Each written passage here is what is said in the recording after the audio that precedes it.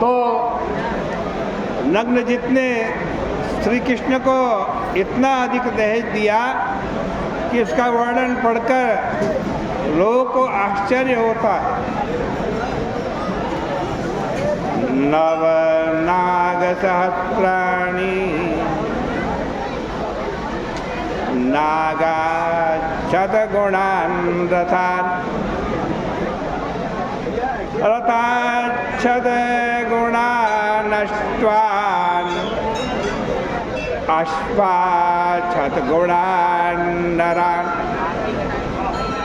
राजा नग्नजित ने जामाता को हजारों गौवे, हजारों दासियां और बहुमूल्य वस्त्राभूषण देने के बाद 9,000 हाथी, 9 लाख रथ, 9 करोड़ घोड़े और 9 अरब सेवक दिए। इसकी संगति इस प्रकार बैठती है कि जिस जंगल में हाथी रहते थे उस जंगल को ही दे दिया। उनके राज्य में जितने रथ, जितने घोड़े थे उनको कह दिया कि ये तुम्हारे हैं। इसी तरह दहेज में दिए दासी की संख्या के संबंध में यह संगति लगानी चाहिए कि गांव के गांव, प्रांत के प्रांत देकर कह दिया इनमें रहने वाली सारी प्रजा तुम्हारी।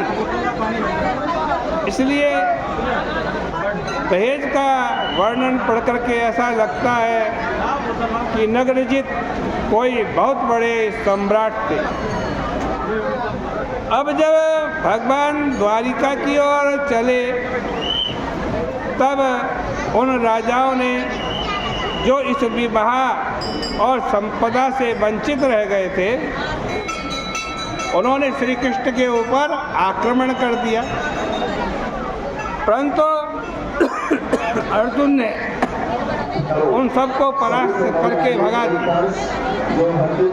उसके बाद भगवान ने अपनी बुआ श्रुतकीर्ति की पुत्री भद्रा के साथ विवाह किया और तदनंतर मथुराधिपति की पुत्री लक्ष्मणा के साथ भी विवाह किया। इस प्रकार भगवान ने अनेक विवाह किए। ये कथाएं फिर से आने वाली हैं। एक बार किसी ने मुझसे पूछा कि भगवान की इतनी सारी पत्नियों का उल्लेख क्यों है, तो मैंने कहा ये तो बहुत कम है।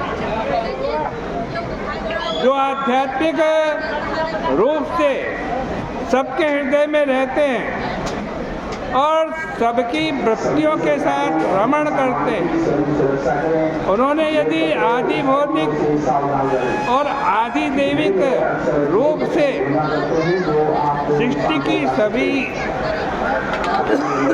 लड़कियों तथा वृत्तियों के साथ विवाह कर लिया,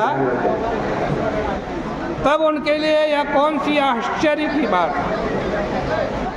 उनकी पत्नियों की 16,000 संख्या तो केवल उपलक्षण मात्र है।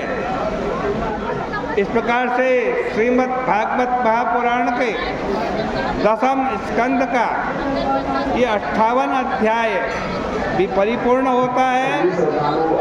59वें अध्याय की चर्चा कल के प्रसंग में करेंगे।